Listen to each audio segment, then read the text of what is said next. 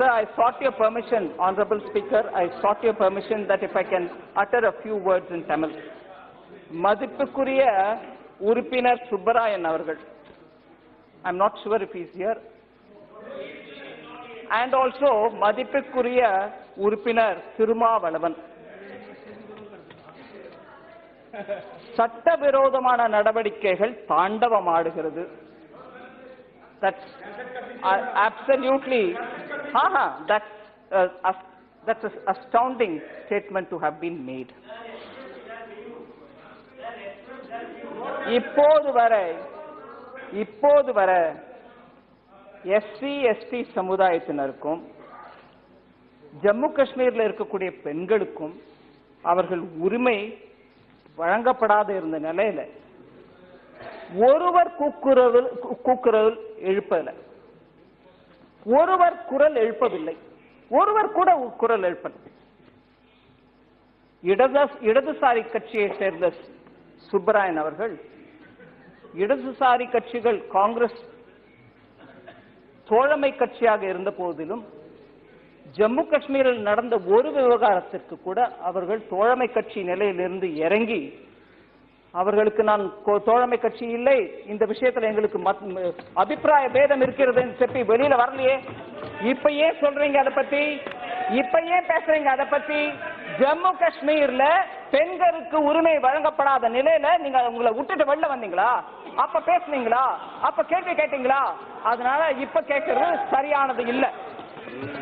அதே மாதிரி திருமாவளவன் அவர்கள் ஆர்டிகல் 370 இருந்தவரை பெண்களுக்கு வழங்கப்படாத, தலித் மக்களுக்கு வழங்கப்படாத உரிமைகளை பத்தி அப்ப கேள்வி கேட்டீங்களா? தலித் மக்களுக்கு அப்பவும் வழங்கப்படாத உரிமைகளை பத்தி அப்போ நீங்க கேள்வி கேட்காத நிலையில இன்னைக்கு அம்பேத்கர் அவர்களை, டாக்டர் அம்பேத்கர் அவர்களை கோட் பண்ணி ஒரு பிஎஸ்பி மெம்பர் ரிதேஷ் பாண்டே அவர்கள் பேசினார்கள்.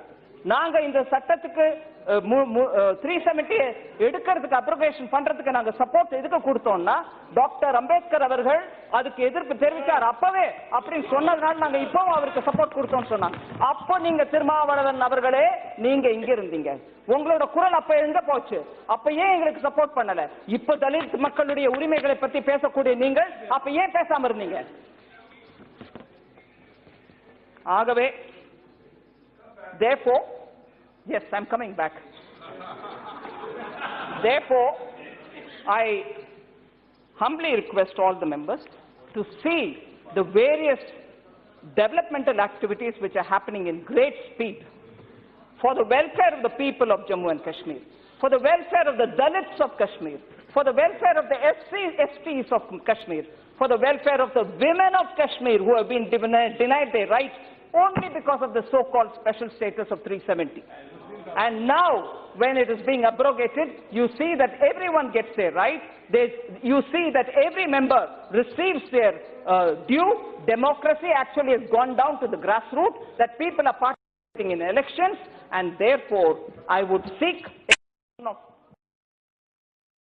to support the activity that was towards development of Jammu and Kashmir, and therefore bring Jammu Kashmir with the mainstream of this country in developmental indicators also. And Ladakh, of course, is getting the attention it very much deserves, which it was denied all these years. With that, I seek all your support, sir. No, sir.